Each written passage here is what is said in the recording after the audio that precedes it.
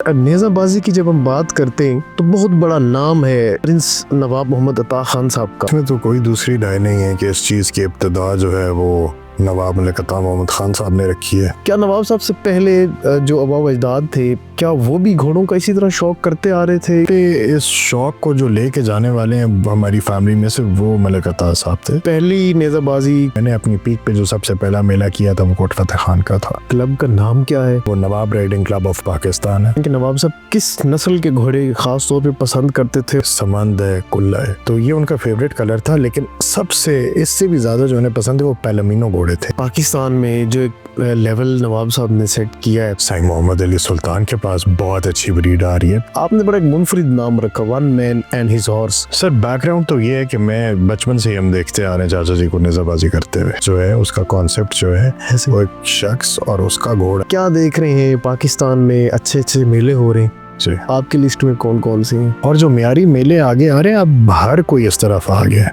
शानी भाई हैं मदरोटा में इवेंट लगवा रहे हैं अभी। मतलब जिस लेवल पे अभी सुल्तान इंटरनेशनल आ रहा है आगे, मुझे बताए ना अगर किसी ने लगवाया हो वो मेला।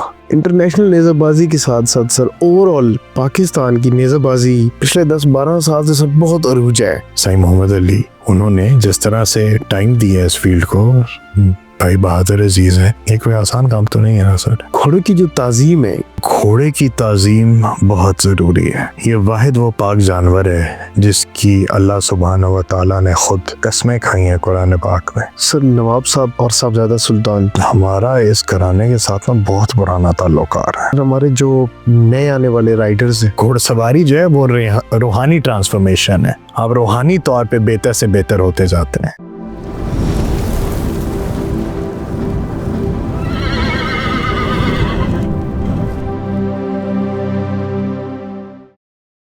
अस्सलाम वालेकुम नाजरीन, मैं हूं आपका होस्ट बिलाल शफी और आप देख रहे हैं सुल्तान पॉडकास्ट। आज हम मौजूद हैं पाकिस्तान के शहर ज़िला अटक में और इस जगह का नाम है पिंडी घेब। बहुत से नाजरीन, बहुत से घोड़सवार, बहुत से शौकीन ये जानते होंगे कि जब अटक की बात आती है तो अटक से मुराद और नेज़ाबाजी की दुनिया में सबसे बड़ा नाम जो ब्रांड एम्बेसडर रहे हैं, अभी भी बहुत बड़ा नाम है, प्रिंस नवाब मोहम्मद अता खान साहब। उनके स्टड पे हैं, आज हम मौजूद हैं। बहुत अच्छी सी नस्ल के घोड़े यहाँ पे मौजूद हैं। उनके नाम की अभी भी एक नेज़ाबाजी करवाते हैं। मेरी मुराद मलिक अरसलान साहब। अस्सलाम वालेकुम सर। वालेकुम अस्सलाम बिलाल भाई, क्या कैसे हैं सर? खैरियत से हैं? ठीक ठाक, आप सुनाएं।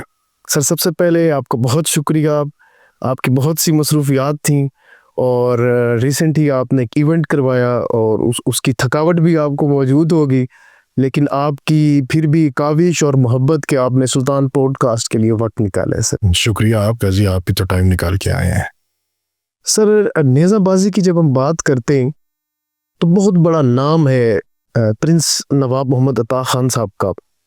एक ब्रांड है वो नेज़ाबाजी के अंदर। नेज़ाबाजी की पाकिस्तान में उन्होंने इब्तिदा की, बहुत सी जगह पे जाके उन्होंने पाकिस्तान का परचम जो है वो भी बुलंद किया।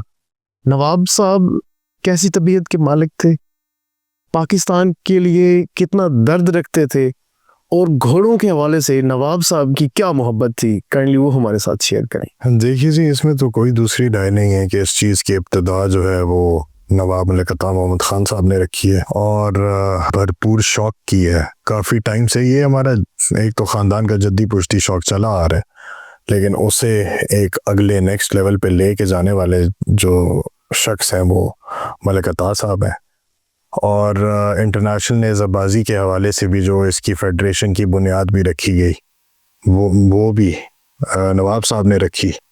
अपने ख़र्चे भी टीमें लेके जाते रहे हैं बाहर और हर मुल्क में नेज़ाबाजी करते रहे हैं। बल्कि टाइम्स मैगज़ीन में भी उनकी एक पिक्चर है, वो मैं आपको दिखाऊंगा, ब्लैक एंड वाइट में। वो भी उधर की हाइड पार्क की है मेरे ख्याल में वो पिक्चर। और घोड़ों का सिलसिला तो जी ये कब से चलता आ रहा है। और जहाँ तक है फिर घोड़े इंपोर्ट करने की बात, तो मेरे ख्याल में आज तक भी है। अभी अगर आप रिकॉर्ड चेक भी करें तो सबसे ज़्यादा नंबर ऑफ़ हॉर्सेस जो कि इंपोर्ट किए गए हैं उसमें मलिक अता साहब का नाम टॉप पे आता है अभी भी। तो उनका जो शौक़ है उसका तो आप सबको पता है। मैं अपने मुंह से क्या उनकी तारीफ़ करूँ, मैं भी उसी घर का फ़र्द हूँ। और अपने मुंह से मैं क्या ही तारीफ करूं जी अब इन चीज़ों की।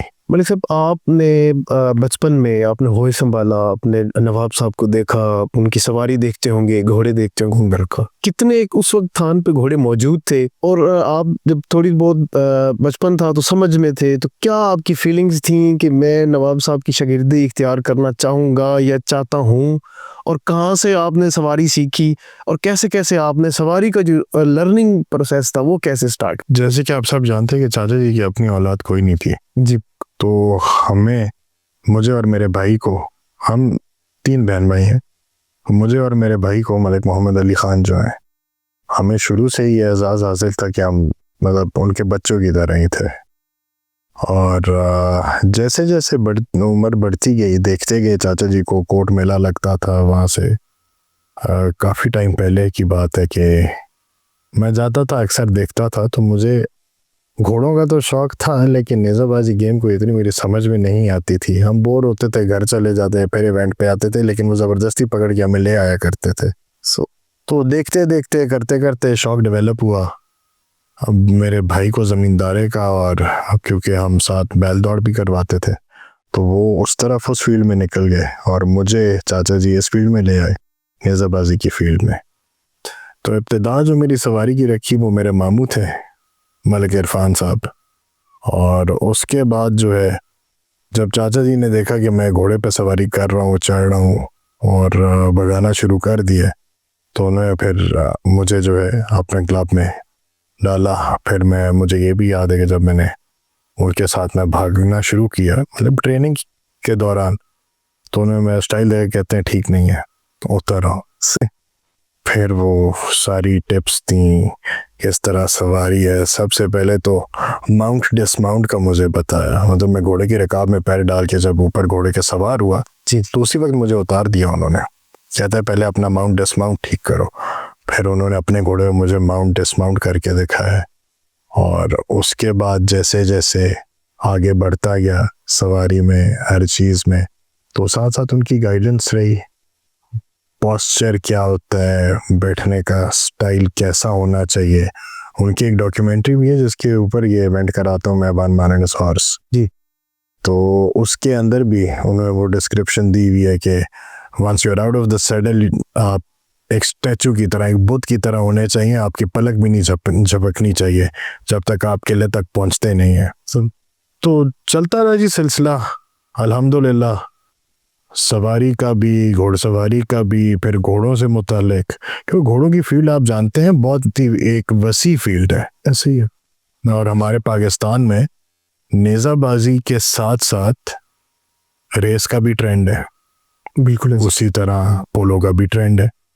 तो चाचा जी ने जब मैंने होश संभाला, तो मैंने कोट फतेह खान में कोई 60-70 घोड़ियाँ देखी और 30-40 घोड़ा देखा। 100 से काउंट कभी भी कम नहीं था, हमेशा 100 से ऊपर ही था। फिर वो रेस वाले घोड़े, वो नेचुरली वो कभी कराची होते थे, कभी लाहौर होते थे, क्योंकि डर भी ज़्यादा वहाँ होती है।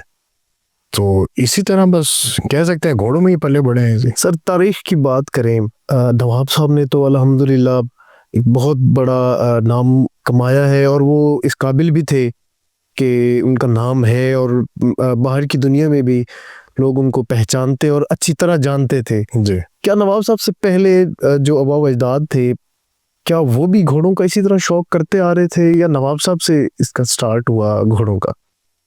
इंटरनेशनल लेवल पे इस शौक को जो लेके जाने वाले हैं हमारी फैमिली में से, वो मलिक अतार साहब थे। लेकिन घोड़ों का शौक बहुत पुराना चलता आ रहा है आपकी फैमिली में। और जी, पिंडी घेव जहाँ पे आप बैठे हुए हैं, यहाँ पे भी यहाँ के बहुत पुरानी मशहूर ब्रीड है। एक तारीख का वाक़या है कि उस टाइम पार्टीशन नहीं हुई थी, ब्रिटिश रूल के अंडर थे सारे। तो सर मोहम्मद नवाज खान के लिए बॉयकॉट कर दिया गया था, जो कि हॉर्स एंड कैटल शो उस टाइम पे हुआ करता था। क्वीन ने बाकायदा लेटर लिखा था कि सारे महाराजाज, नवाब और जितनी शख्सियात है जो कि अपने माल मवेशी लेके शिरकत करते थे, उन सब ने बॉयकॉट कर दी थी कि जी हम ये मेले में शिरकत ही नहीं करेंगे, क्योंकि हर साल ये मेला लगाई नवाब साहब के लिए जाता है, जो बड़े नवाब साहब हैं उनके लिए लगाया जाता है कि बैल, गाय बकरियां, दुम्बे, ये सारी चीज़ें, घोड़े, इन सब में फर्स्ट, सेकंड, थर्ड 7 साल के लिए कंसेक्टिवली हमारा जो घराना है इनके पास ये नाम आए। तो फिर नवाब साहब के ऊपर बॉयकॉट कर दिए। वो लेटर्स अभी भी कोट फतेह खान हमारे पास लाइब्रेरी में मौजूद हैं। उन्होंने लेटर लिखा था कि, और लेटर लिखने से पहले उन्होंने अपना वाइस रॉय भेजा था जो नवाबजादा सरफराज खान है, नवाब ऑफ पिंडी खेप जो थे, उनके पास एक वॉइस रॉय आया था। उस टाइम घोड़ों पे सफ़र किया करते थे, जिसने बाकायदा घूम के पूरे सब कॉन्टिनेंट में सारे घोड़े, घोड़ियाँ और उनकी नस्ल चेक की थी। और उन्होंने आके इस चीज़ की तस्दीक की थी, क्योंकि जो लेटर उन्हें लिखा गया था, क्वीन को जो लेटर लिखा गया था जी इज्तिमाई तौर पे, उसमें यह था कि आप लोग जो हैं हर साल इनके लिए मेला लगवाते हैं और ये जजेस और ये सारे लोग ये सही फैसला नहीं करते। तो उसने तस्दीक के लिए अपने जनरल्स और वॉइस रॉय भेजा बाकायदा घोड़ों के ऊपर। और वो नवाबजादा सरफराज खान जब हयात थे तो नवाब साहब वो जिक्र करते थे अक्सर, मैंने तो बातों में उन्हीं से सुना जी कि जब वो पिंडी खेप के पास पहुंचे, इधर पीछे कोई यहाँ से 100 किलोमीटर पीछे तक, तो हर जगह पे जो डाक सिस्टम चलता था पुराने ज़माने थे, वो डाक सिस्टम भी घोड़ों के थ्रू चलता था। तो उसी ज़रिए वो आता था और जो इनकी पोस्ट्स बनी हुई होती थी वहाँ पे जो इलाके का जिसके पास कंट्रोल होता था उसकी जिम्मेदारी होती थी कि वहाँ पे फ्रेश घोड़े खड़े हुए हों। ठीक, वो आता था, अपने घोड़े चेंज करता था और वहाँ से वापस वो कैंटर में, ट्रॉट में, कैंटर में, गैलप में, मतलब तेज़ रफ्तारी में वो उधर से चलता था और अगले स्टॉप तक जाता था 80-90 किलोमीटर तय करके, और वहाँ पे पुराने घोड़े छोड़ के और आगे से फ्रेश घोड़ों पे आगे घूमता था, क्योंकि उसने चंद दिनों में सर्वे करके वो वापस रिपोर्ट करना था। सही। तो उस दौरान नवाबजादा सरफराज खान की बैक का कमर का इशू बना उसके उस ट्रिप में, क्योंकि इन्होंने उसे वहाँ से रिसीव किया था और वो वहाँ से ही पिंडी खेप का बेल्ट और कोट फतेह खान के बेल्ट से होते हुए काला बाग तक गया था। जिस सवारी के दौरान उनकी बाकी इंजरी भी हुई थी और फिर उन्होंने घोड़सवारी छोड़ दी थी। लेकिन ये काफ़ी पुराना, मतलब आप कह लें 300-400 साल पुराना शौक विद प्रूफ इस घराने का है। सही सही। सर आपने सवारी सीखी, नवाब साहब ने आपको पॉलिश किया, एक लेवल बनाया उन्होंने आपको एक सवारी का, नेज़ाबाजी का। पहली नेज़ाबाजी किस मेले में यूनिफॉर्म पहना हुआ, किस मेले में आपने पार्टिसिपेट किया, कौन सी जगह थी? सबसे पहला मेला जो मैंने किया था घेबा टेम्पिंग क्लब की तरफ से, वो पिंडी खेप का था। और उसके बाद जब चाचा जी ने उस मेले में मुझे देखा और मुझे फिर अपनी शागिर्दी में जब उन्होंने लिया, तो उसके बाद कोट फतेह खान का था। जब मैं ये समझता हूँ कि मैंने अपनी पीक पे जो सबसे पहला मेला किया था वो कोट फतेह खान का था। सर आपके थोड़ा इन डिटेल बताइएगा कि क्लब का नाम क्या है, और ऑलमोस्ट इस वक्त 2025 चल रहा है, तो इसके अंदर कितने राइडर्स हैं? अल्हम्दुलिल्लाह जी, हमारे क्लब का नाम जो है वो नवाब राइडिंग क्लब ऑफ पाकिस्तान है। और इस क्लब के अंदर हमारी 7-8 टीमें, सारे मेरे दोस्त भाई मेरे साथ भागते हैं। मेरा अपना भतीजा आयान वो भी भागता है इसके अंदर। नवाबजादा अब्बास खान होती है, राजा शहाब सिकंदर है, सरदार अहमद नवाज है जो कि अटक से बिलोंग करते हैं। इसी तरह जो वकील खान साहब के भांजे हैं हिशाम सोहेल खान गोल्डा से, वो मेरे साथ भागते हैं। मलिक अमीन असलम साहब के बेटे हैं मलिक शमशेर, वो भागते हैं। तो अल्हम्दुलिल्लाह हमारी 7-8 सेक्शंस हैं। सर वैसे तो बहुत ज़्यादा फेमस हैं नवाब साहब नस्लों के हवाले से। जी, कुछ ऑडियंस है हमारी जो नहीं है, आप उनको भी इन डिटेल बताएं कि नवाब साहब किस नस्ल के घोड़े ख़ास तौर पे पसंद करते थे और आगे उनकी ब्रीडिंग जो है वो प्रिजर्व करते थे। ये जो कोट की ब्रीड है ये 7 नस्लें मिला के बनी है। जो कोट की मिक्स ब्रीड है से 7 नस्लें मिला के बनी है। राजा शेर खान साहब थे, उन्होंने बनाई थी, जिसकी मैंने आपको फिर वाकया भी सुनाया जी, जो कि 7 साल कंसेक्टिवली और शो जीती भी है। इसके अलावा एक पुरानी हमारे घेबों की देसी ब्रीड, पुरानी जो ब्रीड है प्योर देसी घोड़ों की, वो हमारी घेबा फैमिली के थ्रू चलती आ रही है। सही। वो 64 इंचेस 65 इंचेस आपको अनस्टैंडर्ड प्योर देसी घोड़े और घोड़ियाँ मिलेंगी। इसके अलावा बलेती घोड़ों का चाचा जी को बहुत शौक था रेस हॉर्सेस का, तो उन्होंने काफ़ी ज़्यादा रेस हॉर्सेस इंपोर्ट भी किए हैं, बड़ी अच्छी अच्छी ब्लड लाइन्स इंपोर्ट की हैं। ब्लू मैन बॉश की बच्ची जो कायद आजम कप विनर भी है, वो भी हमारे घर से थी, जो कि पीर बगाड़ा साहब भी ले गए थे, फिर चाचा जी वापस ले आए थे। इसके अलावा डांसर ब्लड लाइन है एक इंग्लैंड की बहुत मशहूर, उसमें से उनका जो बीजिंग डांसर घोड़ा था वो आया। इसी तरह से नसीफ एक घोड़ा है, रिसेंटली 2017 में मैंने खुद वो भेजा। तो चाचा जी को ज़्यादा जो है थॉरोब्रेड्स का शौक था, एंग्लो अरब्स और थॉरोब्रेड्स का, रेस हॉर्सेस का। नवाब साहब की जितने भी सर वीडियोस मौजूद हैं, हमने देखा है नवाब साहब को राइडिंग करते हुए। ब्लैक कलर के पाँव होते हैं घोड़े के, और ऊपर बड़ा एक प्यारा सा एक मिक्स कलर होता है, उस कलर का क्या नाम है? और नवाब साहब के जो मशहूर तरीन घोड़े जिसमें नवाब साहब खुद सवारी करते रहे, वैसे तो बहुत सारे होंगे जी जो नवाब साहब को ज़ाती तौर पे 2-4 पसंद, जिसके ऊपर लास्ट जो एरा था नवाब साहब का वो उसके ऊपर सवारी करते रहे, क्या नाम था और वो किस कलर के थे? चाचा जी ने शुरू से ना उनका फेवरेट कलर जो घोड़ों में था वो समंद था, कुल्ला जैसे हम कहते थी, ठीक है जी, समंद है, कुल्ला है, तो ये उनका फेवरेट कलर था। लेकिन सबसे इससे भी ज़्यादा जो उन्हें पसंद है वो पैलामिनो घोड़े थे, गोल्डन घोड़े सफ़ेद जातों के साथ। लेकिन उन्होंने हमेशा से जो नेज़ाबाजी की है वो समंद घोड़े पे की है। समंद के बाद उनके पास बोस्की था, मेरे पास जो शहनशाह घोड़ा है उसका नाना है, और इसी तरह उसके बाद ये अपने एक और समंद घोड़े पे है जिसका नाम ग्रे क्लाउड है। ये मैं आपको चंद मशहूर घोड़े उनके बता रहा हूँ जिनके ऊपर थ्रू आउट उन्होंने नेज़ाबाजी की, जो हमारे घर की ब्रीड के घोड़े हैं। अभी बाहर मौजूद है मेरे पास, 33 साल उम्र होगी अब उसकी, और हाथ पाँव से बिल्कुल साफ है वो घोड़ा। आपने भी फिर आगे वही शौक रखा, वही नस्ल को कर रहे हैं, या आपने आपकी कोई और शौक था किसी और नस्ल का? दो नवाब साहब वाली भी चल रही, अपनी भी चल रही, या उसमें कैसा, या उसी को लेके चल रहे हैं, उसके बारे में बताइएगा। पहले आके थोड़ी मिक्सिंग ज़्यादा हो गई थी, तो मैंने आके ब्रीड को प्योरीफाई करने की ठानी कि जो हमारी पुरानी नस्ल आ रही है उसे उसी तरह मेंटेन किया जाए। क्योंकि चाचा जी की ऑब्वियसली जब एज ज़्यादा हुई तो वो कह तो देते थे कि इस घोड़ी के ऊपर ये वाला घोड़ा मेट करा दें ऐसे, तो लेकिन आगे जो मुलाजिम थे वो अपनी मर्जी ही करते थे। तो उसके अंदर जो हमने फ्रीजियन घोड़े इंपोर्ट किए हुए थे, जो स्पेनिश किए हुए थे, उनकी मिक्सिंग आना शुरू हो गई। तो वो जब देखा चाचा जी ने तो उन्होंने मुझे कहा कि तुम ये घोड़ियाँ जो है ये अपने पास ले जाओ। भाई अस्तवल तो अभी ग्रे स्ट्रक्चर कंप्लीट हुआ, आपने देखा है, तो आगे से कहते हैं मुझे नहीं परवाह, ले जाओ, और इस ब्रीड को अगर आज तुमने संभाल लिया तो पूरी ज़िंदगी तुम्हारा साथ देगी। मैंने ये किया जी पर्सनली कि जो पुरानी चाचा जी की बनाई हुई ब्रीड है जो कि राजा शेर खान ने बनाई थी और फिर आगे आई, उसे अलहदा मेंटेन किया है। जो चाचा जी की थॉरोस की लाइन से मिक्सिंग होकर आ रही है उसे मैंने अलहदा मेंटेन किया है। जो हमारी घेवा फैमिली की तरफ से हमें मिली है वो उसे मैंने अलहदा मेंटेन किया है।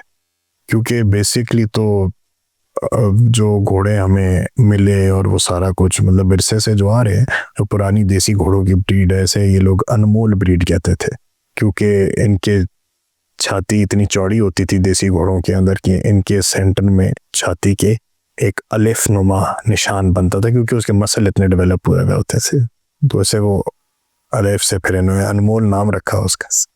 तो इस तरह जितना मेरी नॉलेज में है इस तरह इस ब्रीड की इब्तिदा हुई। और इस तरह तो मैंने ये किया है जी कि मैं देसी लाइन्स अलहदा मेंटेन कर रहा हूँ। जो मैंने अभी स्पेन से भी घोड़ियाँ मंगवाई हैं तो उनकी अलहदा लाइन मेंटेन कर रहा हूँ। मुख्तलिफ लाइन्स हैं, मैं उन्हें उसी तरह से ब्रीड करता हुआ आ रहा हूँ और मज़ीद बेहतरी की तरफ हम जा रहे हैं अल्हम्दुलिल्लाह। सर आपने बात की मेंटेन करना, आपने तो एक विरासती तौर पे एक चीज़ें चलती आ रही थी, आपने उसको देखा और मज़ीद भी आप आहिस्ता आहिस्ता सीखते चले गए जैसे जैसे आप उसके फील्ड के अंदर गए।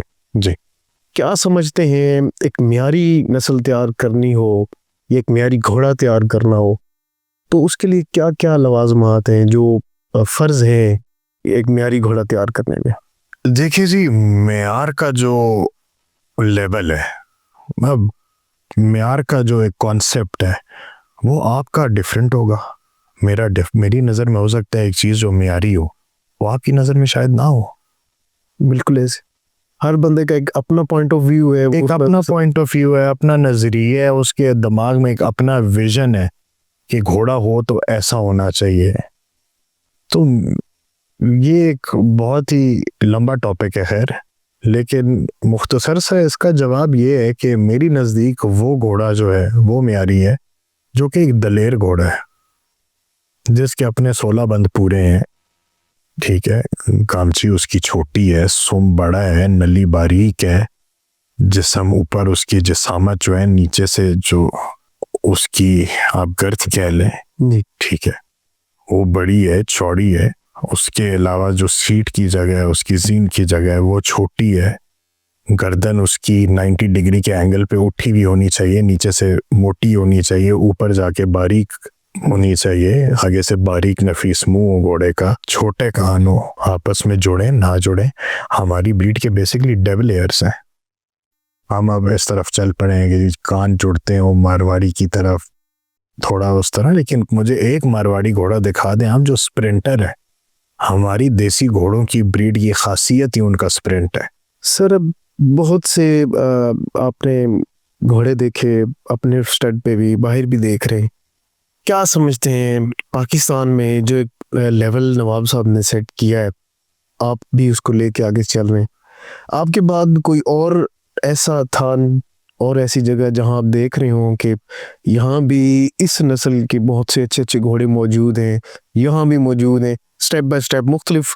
देखें, जैसे आपने पहले बात की कि हर बंदे का अपना पॉइंट ऑफ व्यू है, आप कैसे देखते हैं मुख्तलिफ पाकिस्तान के जो ब्रीडर्स हैं, ये जो ताजीदार हैं, ये जो अच्छे सवार मौजूद हैं जी, उनके हवाले से? बहुत से अच्छे स्टार्ट फार्म्स हैं अब तो, जिसके अंदर मेरा अपना कज़न है शाह, वो बड़ी अच्छी ब्रीडिंग कर रहे हैं। लेकिन जो बहुत से अच्छे स्टार्ट फार्म्स हैं, आप जानते हैं मियाँ फरत मकू साहब को?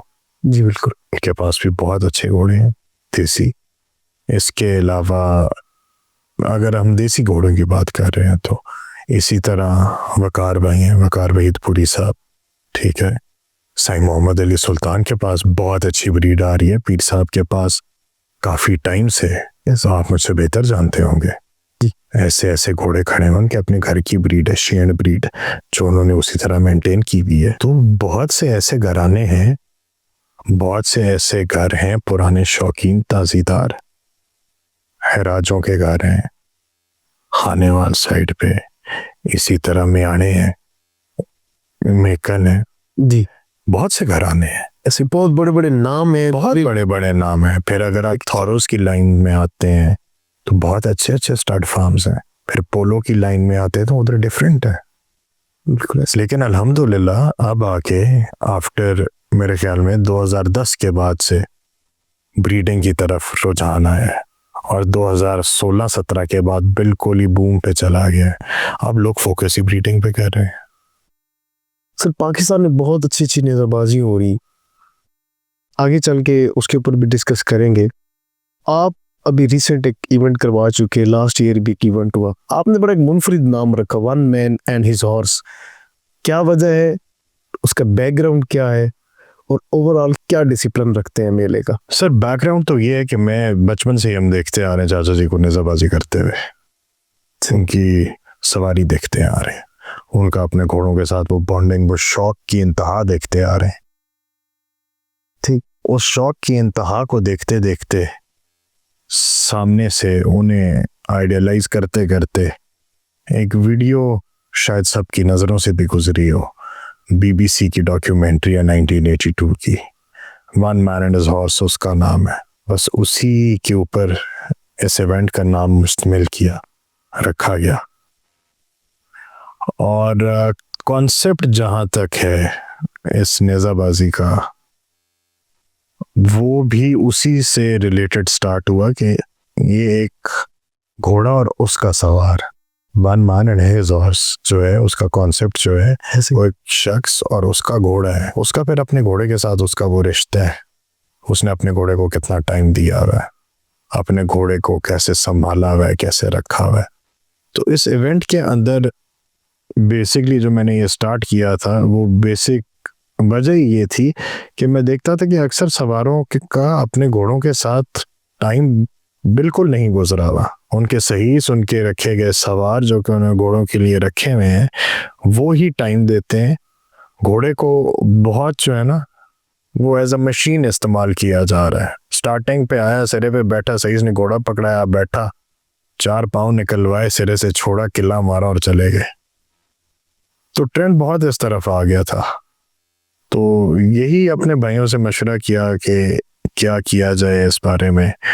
तो शौक की तरफ किस तरह लोगों को लाया जाए, सही। ताजेदारी की तरफ किस तरह लाया जाए। एक बेसिक घोड़े की नॉलेज होती है ना, ऐसे ही वो नॉलेज इंसान कब सीखेगा? तब सीखेगा जब उसके साथ कोई मुश्किलात पेश आएगी तो उसका कोई हल ढूंढेगा ना। लड़ाई करेगा, जस्तजू करेगा, उसके बाद जाके। बिल्कुल एग्जैक्टली जब आपको कोई मुश्किल पड़ती है तो आप उसका हल निकालते हैं ना। वैसे बैठे बैठे तो एक चीज आपने कभी फेस नहीं की तो आप उसका हल क्या निकालेंगे? बिल्कुल ऐसे। तो लोगों को उस मुश्किल से गुजारना उस इवेंट का मकसद था। इसीलिए पहले इवेंट में जंप भी रखे गए, पानी भी रखा गया, जो कि हम लंबी सवारी पे आप घोड़ा देखें, बेसिकली तो घोड़ा एक सवारी थी ना, गाड़ियों के आने से घोड़ा सफर होता था। तो उस चीज को मद्देनजर रखते हुए कोई एक्स्ट्रा जंप कुछ ऐसी चीज नहीं थी। बस जो आम रूटीन में आप घोड़ा लेके निकलते हैं, सामने कोई नाली आ गई, खाला आ गया, थोड़ा पानी आ गया, आपने टापना है, घोड़े के ऊपर ही है, आप सवार हैं, कोई जंप आ गया, कोई दरख्त गिरा हुआ, उसके साथ से गुजरना और कोई रास्ता नहीं है, पहाड़ है, मिट्टी का टीला है। हमने तो अपने घोड़ों को बिल्कुल रोड पे चढ़ा दिया था, रोड से उतारते नहीं थे कच्चे पे। हाँ, कोई मॉडल्स तो नहीं है ना जिन्हें हमने रैंप वॉक करानी है, बिल्कुल ऐसे। सवारी है ना, घोड़ा ऐसे ये भी इंसान की तरह है। ऐसे जितना नाजुक करते जाएंगे ये होता जाएगा, ऐसे जितना रफ एंड टफ रखेंगे उतना रफ एंड टफ रहेगा। तो मकसद ये था कि लोगों को नया एक्सपीरियंस दे कि ये भी हो सकता है और ये आप ही का वही घोड़ा है जो ये काम कर सकता है। तो अल्हम्दुलिल्लाह बहुत अच्छा रिस्पांस आया भाइयों को बहुत अच्छा लगा। वो आए, उन्होंने शिरकत की। पहले से ज़्यादा दूसरा मेला जो अभी हमने कराया उसमें बहुत प्यार मिला, बहुत अच्छे रिव्यूज़ मिले, भाइयों ने बड़ा एंजॉय किया। अल्हम्दुलिल्लाह उन्हें थोड़ा, मैं खुद बड़ा ना समझ हूँ घोड़ों के मामले में, क्योंकि घोड़ों की फील्ड एक समंदर है, इसमें आप जितना गहरा जाते जाएंगे उतना गहरा होता जाएगा। जिस दिन आप समझते हैं कि अब मैं सवार बन गया हूँ, उस्ताद बन गया हूँ, मैंने सब सीख लिया है, उस दिन आप वो सिखलाई की किताब बंद करके साइड पे रख देते हैं। बिल्कुल, वरना ये ना ख़त्म होने वाली किताब है। घोड़ा एक जानदार है, वो आपको रोज़ कोई नई चीज़ सिखाएगा। उसके भी मूड स्विंग्स हैं, उसका भी तबीयत है, उसकी भी एक अना है। अक्सर पाकिस्तान में अब बहुत अच्छे अच्छे मेले हो रहे हैं, जैसा कि आप इवेंट करवाते हैं, आप जाते भी होंगे मुख्तलिफ इवेंट्स पे। इनवाइटेड, अब ज़्यादा रिवाज है इनवाइटेड। जी। पहले सरकारी मंडियाँ होती थी, Lahore horse and cattle show या सरगोदा की बहुत मेला मंडी मशहूर, बिल्कुल। तो ओपन मेला होता था, तो उसमें कसीर तादाद सवारों की होती। अभी क्योंकि प्राइवेट तौर पे हर बंदा अपनी हैसियत के मुताबिक मेला लगवा रहा होता है, तो इनवाइटेड टीमें जो होती हैं उसके अंदर शमूलियत करती हैं। क्या देख रहे हैं पाकिस्तान में अच्छे अच्छे मेले हो रहे हैं? जी। आपकी लिस्ट में कौन कौन से हैं? सर, इससे पहले तो आपकी बात माजरत से काट के मैं इस तरफ आना चाहूँगा कि जो मेले, जैसे आपने कहा है कि सरकारी मंडियाँ लगती थी और हर कोई अपने मसाइल के मुताबिक अब बुला रहे लोगों को और कम सवार होते हैं, खर्चा सरकारी मंडियों से ज़्यादा प्राइवेट मेलों पे हो रहा है। बिल्कुल ऐसे। मैंने खुद शुरू में मेले करवाए, दावतें आम रखी है, सही। ठीक है, 1600 सवार भागे मेरे पास। आपका जो फर्स्ट इवेंट था जो आपने ऑर्गेनाइज, जो चाचा जी के फौत होने के बाद जो सबसे पहला मैंने इवेंट कराया था, उसके अंदर हमारे पास 1600 सवार भाग है। दूसरे इवेंट में 850 सवार भाग है। कहने का मकसद ये है, अगर मैं उस मेले के खर्चे को कंपेयर करूं अपने वन मैन हॉर्स से, तो चौथा हिस्सा भी नहीं बनता। तो ये बात, जो मियारी मेले हैं उनके ऊपर तादाद तो घोड़ों की और सवारों की कम है, लेकिन लवाजमात बहुत ज़्यादा, जो खर्चे में वो ज़्यादा हमें पड़ जाते हैं। लेकिन इसकी ये वजह नहीं है कि हम महदूद वसाइल की वजह से कम सवारों को बुला रहे हैं। सवार इतना ज़्यादा हो गए, जैसे आपने अभी जिक्र किया मियारी मेला, तो उसमें से फिर तराश के जो मियारी सवार हैं उन्हें बुलाया जाता है और उनका मुकाबला कराया जाता है। बिल्कुल ऐसे ही हम देख रहे हैं जितने भी मियारी मेले हैं, एक क्रीम आई होती है राइडर्स की खास तौर पे, और वो हम भाइयों की आपस में यही कोशिश है कि उन मियारी मेलों का मकसद ये है कि हमारी फेडरेशन के लिए आसानी हो जाए सवार चुनने के लिए। नहीं तो फेडरेशन या कोई सरकार जब मेला लगवाएगी, जी, अवामी मेला लगवाएगी, उसके अंदर 800 में से चुनाव करना आसान है, क्योंकि टीम तो 10 की जानी है ना, ए टीम या बी टीम हो। जी। तो वो मियारी सवारों में से उसका चुनाव करना आसान है या उसका अब 1600 सवारों में से चुनाव करना आसान है? जाहिर है म्यारी होंगे तो उसमें से आसानी से उसकी जो एटलीस्ट बनाई जा सकती। जी बिल्कुल ऐसे बिल्कुल। और जो मियारी मेले आगे आ रहे हैं, अब हर कोई इस तरफ आ गया है। शानी भाई हैं मदरोटा में इवेंट लगवा रहे हैं अभी आने वाले कुछ टाइम में, 2nd 3rd को है। बहुत अच्छा मेला है।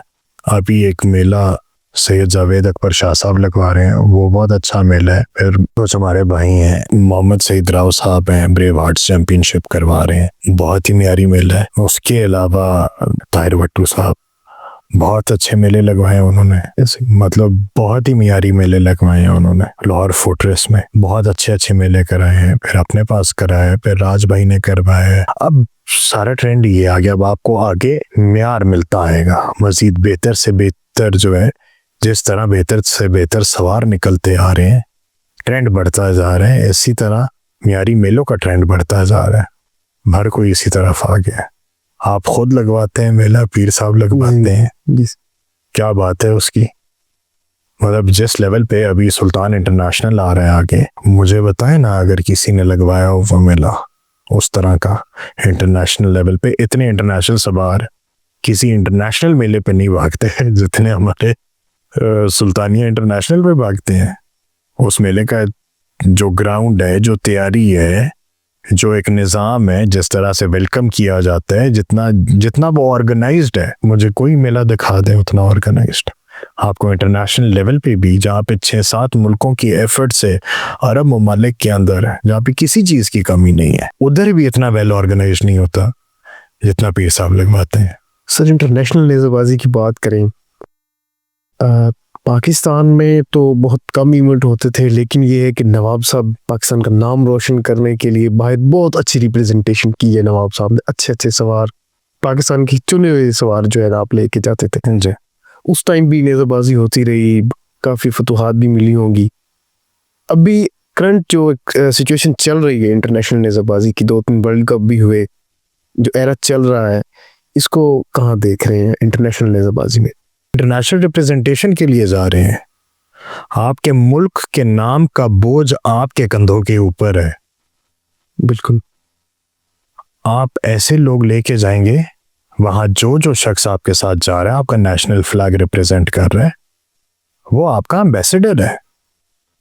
कैसे?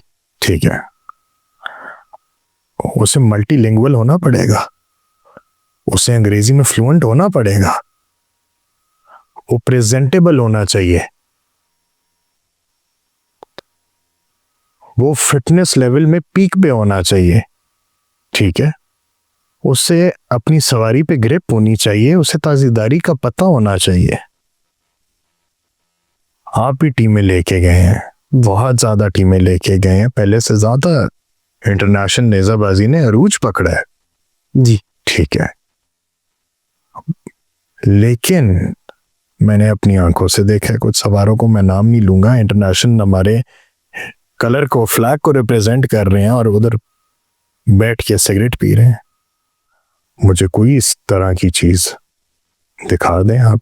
तो नवाब साहब टीम लेके जाने जाते थे उस टाइम। देखिए, इंटरनेशनल एक्सपोजर बहुत मैटर करता है, और इंटरनेशनल एक्सपोजर, अगर आप ये कहते हैं कि नवाब साहब अपनी मर्जी के सवार लेके जा रहे हैं या कोई ऐसी बात, तो नवाब साहब सिर्फ उन लोगों को लेके जा रहे थे जिन्हें देख के दुनिया दंग रह जाती थी। उनकी हाइट, उनकी बिल्ट, उनके चेहरे, उनकी रंगत, उनके बात करने का तरीका, उनके बैठ के बड़े लोगों के साथ जो कि एम्बेसडर्स और दूसरे मुल्क के जनरल्स, डिफेंस अटैचीज आए हुए होते हैं ऐसे इवेंट्स पे, क्रीम होती है ना जी बिल्कुल। तो उस रिप्रेजेंटेशन के अंदर वो लोग बैठ के 4 अल्फाज तो बोल सके। वो अगर कोई टॉपिक छेड़े तो उन्हें अपने मुल्क के हालात भी पता हो, सियासी पता हो, समाजी पता हो, अपनी सवारी से रिलेटेड पता हो, स्पोर्ट्स के रिलेटेड पता हो।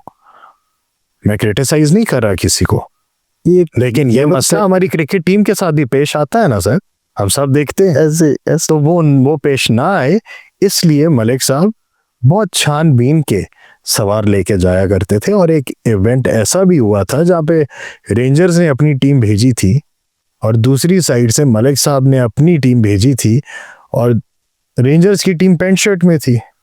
सही। मलिक साहब जो लेके गए हुए थे वो अपने सकाफती ड्रेस में थे, ऊपर उनके वेस्टकोट थी, सर पे कुल्ले थे, और वो सारे सवार अच्छे घरानों से, अच्छी फैमिली से। अब इधर आके लोग समझते हैं कि हम डिवीजन कर रहे हैं।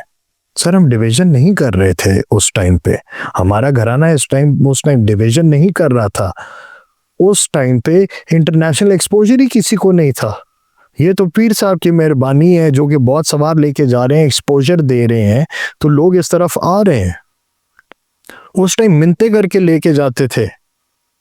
आप ये पूछ सकते हैं, अपने खर्चे पे मिन्नतें करके सवारों को लेके जाया करते थे कि आओ ये नेज़ाबाजी का खेल है, इसमें शिरकत करना। लोग कहते थे कि जी हम क्या करें। ये तो हमारे जो भाई सोशल मीडिया वाले हैं, इनकी मेहरबानी है, जो कैमरा मैन्स हैं, जो कि सोशल मीडिया टीम्स हैं हमारी, इन्होंने इस खेल को इस लेवल पे अब पहुंचा दिया कि अब हर जगह पे ये शौक डेवलप हो रहा है। मैंने जब नेज़ाबाजी शुरू की थी सर, पूरे अटक जिले के अंदर 20-25 घोड़े से ज्यादा घोड़े नहीं थे हमारे घराने के अलावा। अब आपको एक पिंडीगेब शहर की मैं बात कर रहा हूँ और कोट फतेह खान की बात करूँ, इधर से 50-60 घोड़ा आपको डिफरेंट घरों में से निकल आएगा। एक स्टड फार्म के पास 20-20, 25-25 घोड़े हैं, तो ट्रेंड बड़ा है ना। इंटरनेशनल नेज़ाबाजी के साथ साथ सर ओवरऑल पाकिस्तान की नेज़ाबाजी, पाकिस्तान के सवारों की और ओवरऑल घोड़ों की बात करें, जी, पिछले 10-12 साल से सर बहुत अरूज है। हर बंदे का अपना ओपिनियन, कोई सोशल मीडिया की बात करता है, कोई नवाब साहब की बात करता है, कोई साहबजादा सुल्तान साहब की बात कर रहे हैं।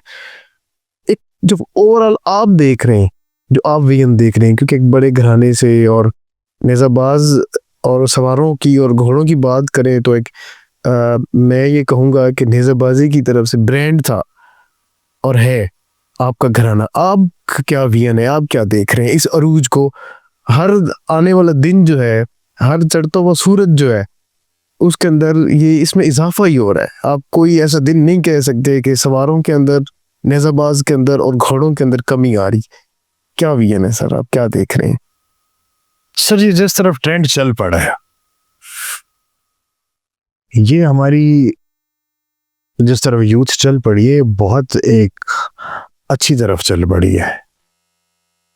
लेकिन अब मैं इसमें फेडरेशन से भी रिक्वेस्ट करूंगा इस चीज के बारे में। मेरी बड़ी तफसीलन बात भी हुई थी अपने कुछ भाइयों से, पीर साहब से, कि हमें और डिसिप्लिन इंट्रोड्यूस करवाने चाहिए। जिस तरह से पीर साहब ने मेहनत की है, मैं रेंजर्स की मीटिंग में भी पीर साहब मौजूद थे, मैंने उधर भी खड़े होकर कहा था कि लोग फ्लॉन्ट कर रहे हैं कि हमारा ये सवार इतने मेडल ले आया, वो सवार इतने मेडल ले आए, ये हो गया, वो हो गया, सारे तारीफें करें, असली तस्वीर कोई नहीं बयान कर रहा। जिस घर ने अपने घोड़े तोड़े हैं, जिस घर ने अपने घोड़े तोड़े हैं, अपना टाइम दिया है, इंटरनेशनल कोचेस बुलाए हैं, टीमें तैयार की हैं, ठीक है, सही मोहम्मद अली, उन्होंने जिस तरह से टाइम दिया है इस फील्ड को, भाई बहादुर अजीज है। ये कोई आसान काम तो नहीं है ना सर। बिल्कुल। अपने घोड़े तबाह करना, टाइम देना, कोचेस बुलाना, रिस्पॉन्सिबिलिटी उठाना। तब तो फेडरेशन भी नहीं थी इनके पास, प्रेसिडेंट नहीं थे ये, लेकिन इन्होंने सवार तैयार किए हैं, टीमें तैयार की हैं, वही लोग आगे सिलेक्शन में जीते हैं और वही 4 लोग गए हैं और जाके मेडल्स लेके आए हैं। ये वाइड स्पोर्ट है।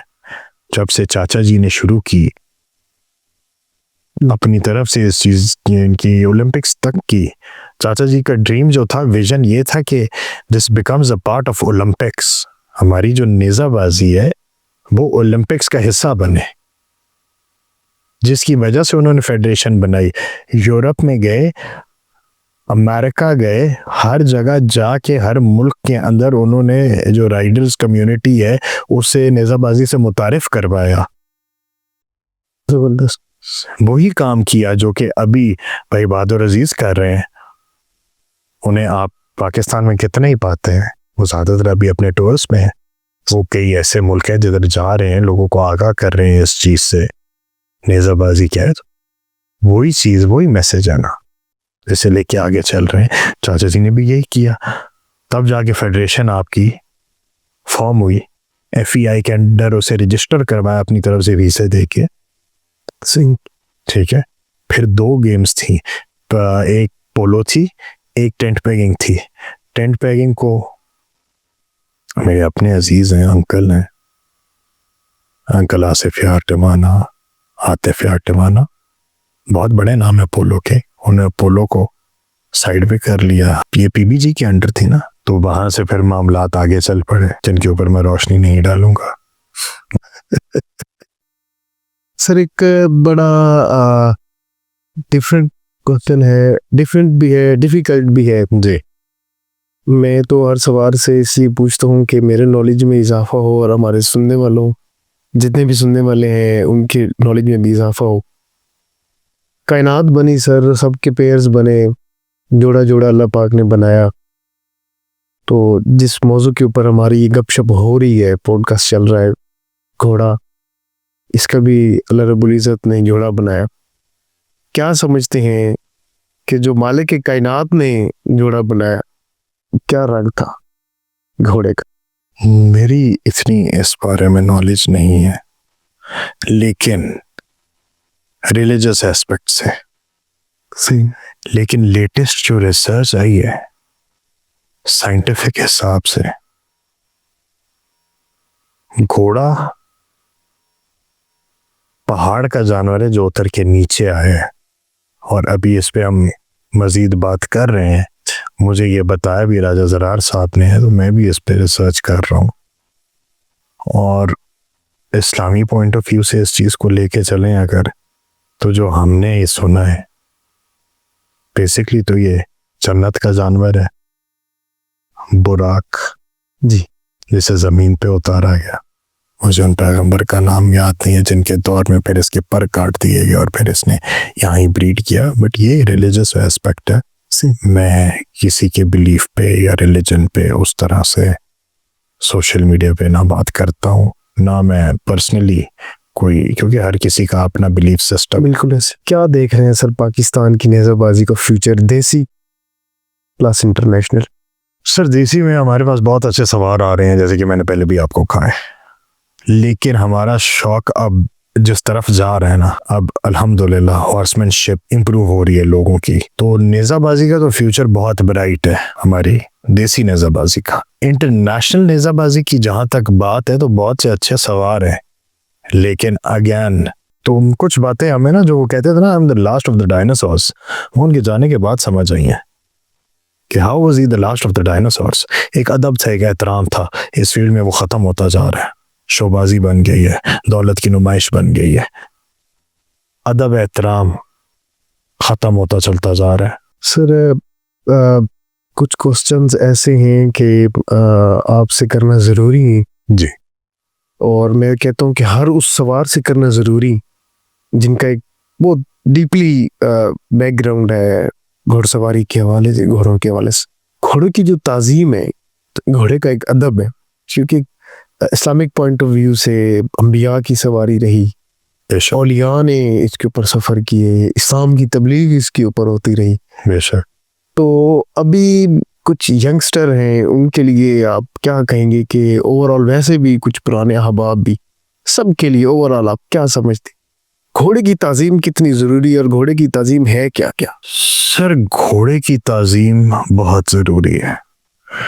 ये वाहिद वो पाक जानवर है जिसकी अल्लाह सुब्हानहू व तआला ने खुद कसमें खाई हैं कुरान पाक में, इसके हाँफने की, इसके पाँव से निकलती उन चिंगारियों की, जब इसका नैल सुम पत्थर पे लगता है, चिंगारी जो निकलती है उस चिंगारी की। तो इतनी पाक साथ जिस चीज़ की कसम खा रही हो, हमने तो उसे बहुत हल्के में लिया हुआ है। ये आपकी तरबियत करता है, कि आपके सफ़र का साथी है, ये आपके दुख सुख का साथी है। ये ऐसा पाक जानवर है जो कि आपके रिस्क में इजाफा करते हैं। लोग कहते हैं घोड़ा रखो तो ख़र्चा बहुत होता है, ये अपना रिस्क साथ लेके आता है, और सिर्फ अपना नहीं, अपने मालिक का रिस्क दुगना करता है। मैंने रखे में, मुझे नहीं पता गैब से मदद हो जाती है, कहाँ से आ रहे हैं, किधर से आ रहे हैं, मैंने आज तक हिसाब भी नहीं किया। लोग समझ रहे होंगे मुझे ये सब विरसे में मिला और इस तरह से मिला, तो मुझे क्या टेंशन है जी नवाब कराना तो बड़ा है ना आगे मसला। लेकिन अल्हम्दुलिल्लाह पिछले 10 साल से 8 साल हो गए, अब ये 9वां जा रहा है, 9 साल से मुझे मेरे वालिद साहब कभी कभी मुश्किल पेश आती है तो मैं उनसे रिक्वेस्ट करता हूँ, मेरे मामू हैं, वालिद साहब हैं, सारे मुझे मेरी मदद कर देते हैं कभी, लेकिन मैं अपने घोड़े का दाना तक हर चीज़ A to Z खुद खरीद के डालता हूँ अपने कमाए हुए पैसों से। और मेरे बिजनेसेस में, मेरे रिस्क में इजाफा भी होता है तो इनकी बदौलत है, इनके नसीब का होता है। तो घोड़े की जो ताजीम है वो इंतहाई ज़रूरी चीज़ है, इसकी इज्जत करना। मैंने तो ऐसे सवार भी देखे हैं, उनका घोड़ा मस्त, पुराने दौर की बात है, बच्चा था मैं तब देखे हैं, लोग अपनी पगड़ी उतार के इसके पाँव में फेंकते थे, मिन्नत करते थे, और उसी के बाद 10 मिनट बाद वो ऊपर सवार भी होते थे। घोड़ा उनका उनकी मर्जी से चलता था, ठीक होता। मतलब उस लेवल से इस लेवल तक जो हमारी जनरेशन की तरबियत है वो साफ नजर आती है। इसकी ताजीम बहुत ज़रूरी है, ये आपकी तरबियत करता है। क्योंकि घराना बार बार मैं ये रिपीट कर रहा हूँ कि सवारी, घोड़े, आपको हमने खुद इंटरनेशनल स्टाइल वाली जो नेज़ाबाजी उसमें नहीं देखा। उसकी कोई ख़ास वजह, को मसरूफियत इस टाइप की है या उसमें क्या वजह है सर? सर उसकी वजह ये है कि उस टाइम पे सोशल मीडिया इतना एक्टिव नहीं था। सही।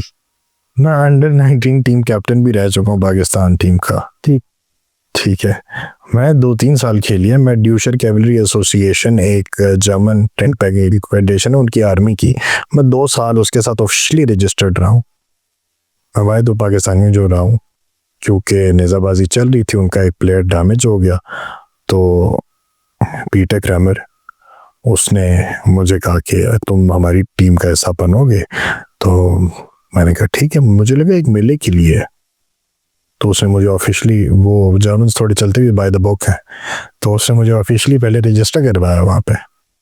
सही। और उसके बाद फिर उस इवेंट में भी शिरकत की, फिर आगे भी कई इंटरनेशनल इवेंट्स हैं जहाँ पे मैं खेला हूँ जर्मनी की टीम के थ्रू।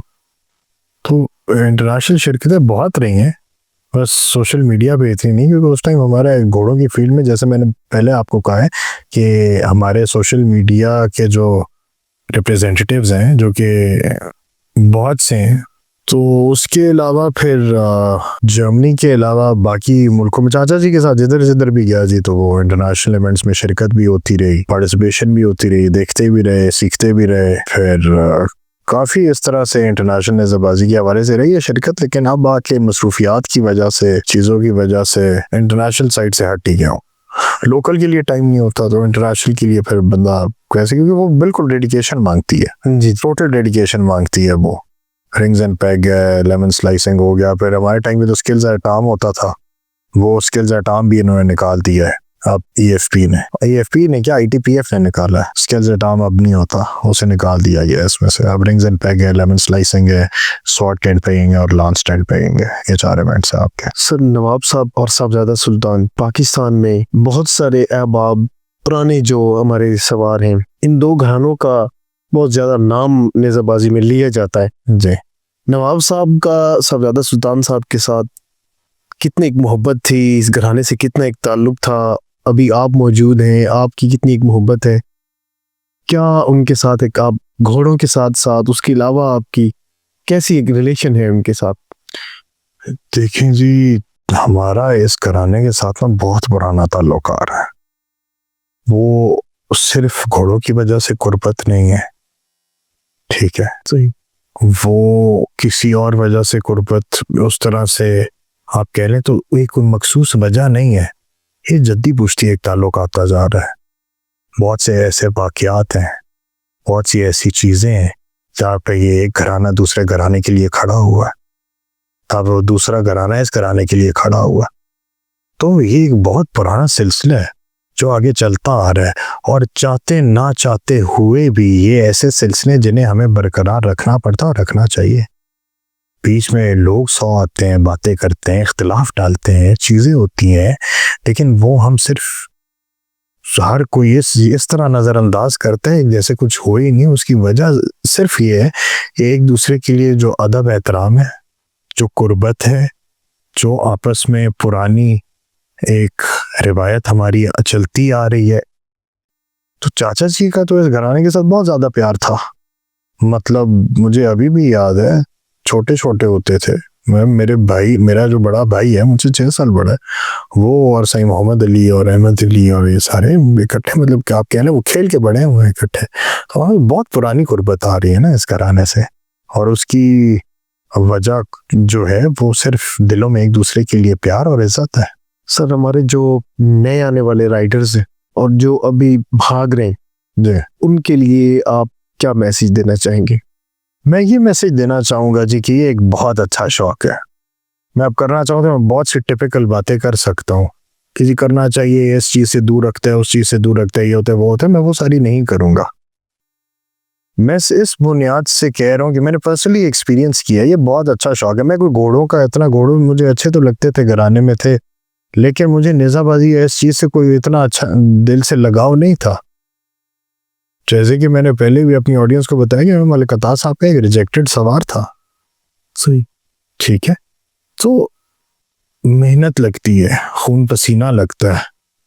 वो तो मुझे खैर बाद में पता चला ना कि रिजेक्शन क्यों दी उन्होंने, क्योंकि उन्हें पता है ये जिद्दी खून है, जिस चीज़ से रिजेक्शन दोगे, रेबल्स है ना हम सारे, तो जिस चीज़ से रिजेक्ट करोगे वो और मेहनत से और लगाव से करेंगे। वो चीज़ तो चले बाद में पता चली नहीं, लेकिन उस टाइम के लिए, इनिशियल 2 साल के लिए, तो वो तो रिजेक्शन की तरह लिया हमने कि चाचा जी ने रिजेक्ट कर दिया।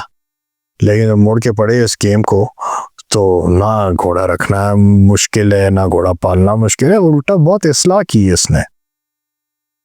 मैं अक्सर, मुझसे एक शख्स पूछता है कि जी, अंग्रेज था मेरे साथ बैठा हुआ, कहता है what do you think about horses?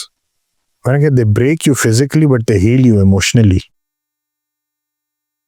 सही मतलब, देखिए फिजिकली टूटे हुए हड्डी जुड़ जाएगी, सारा कुछ हो जाएगा, लेकिन अगर आप मेंटली या इमोशनली टूटे हुए हैं, या दिल टूटा हुआ है, या दिमाग जो है थका हुआ है, टूटे में आप ज़हनी तौर पे, तो उस चीज़ को घोड़सवारी से बेहतर कोई चीज़ नहीं है जो हील करती है। बिल्कुल। तो हमारी आजकल वैसे भी जो जनरेशन है उन सबको अक्सर, वो ज़्यादातर जो है वो सोचते जाते हैं, नाजुक हैं, हर लिहाज से इमोशनली वीक है, तो घोड़ा आपको बहुत ज़्यादा इमोशनली स्ट्रेंथन करता है। एड्रेनलिन रश है ना, वो आपको घोड़ा बूस्ट देता है, उसका नेचुरल बूस्ट देता है। तो बहुत अच्छी फील्ड है, हर किसी को आना चाहिए एक बार, बेशक शौक करे ना करे, एक बार एक्सपीरियंस कर ले। शुरू में मुश्किल होते हैं, लेकिन एक बार, इट्स लाइक जिम, आप जाते हैं जिम करते हैं, पहले दिन मुश्किल है, दूसरे दिन मुश्किल है, तीसरे दिन मुश्किल है, लेकिन ओवरऑल जब आप एक 3 महीने 6 महीने के गैप के ऊपर अपनी बॉडी के अंदर ट्रांसफॉर्मेशन देखते हैं ना, ये आपकी रूहानी ट्रांसफॉर्मेशन है। जबरदस्त। घोड़सवारी आपकी रूहानी ट्रांसफॉर्मेशन है। जैसे जिम जाना आपकी एक जिस्मानी ट्रांसफॉर्मेशन है ना, बदलाव आता है, बेहतर बदलाव आता है। घोड़सवारी जो है वो रूहानी ट्रांसफॉर्मेशन है, आप रूहानी तौर पे बेहतर से बेहतर होते जाते हैं। जी नाजरीन, जैसा कि आपने सुना, बड़ी पुरानी यादें, नवाब साहब की सवारी, नवाब साहब के घोड़े, और सबसे बड़ी बात कि नवाब साहब का ये ख़ानदान अभी तक उस रवायत को ज़िंदा किए हुए हैं। बड़ी तफसील से नवाब मलिक अरसलान साहब ने हमें बताया कि किस लेवल पे जाके नवाब साहब ने पाकिस्तान के घोड़े और पाकिस्तान का नाम किस तरह रोशन किया। अभी भी उनके पास उस लाइन की घोड़े मौजूद हैं, उस नस्ल की जो है वो नशो नुमा कर रहे हैं।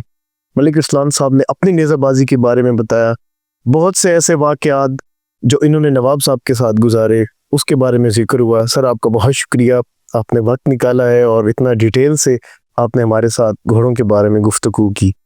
शुक्रिया बिलाल भाई। नाज़रीन, मिलते हैं एक नए जोश जज्बे के साथ, नए मेहमान के साथ, तब तक के लिए इजाज़त दीजिए। अल्लाह निगहबान।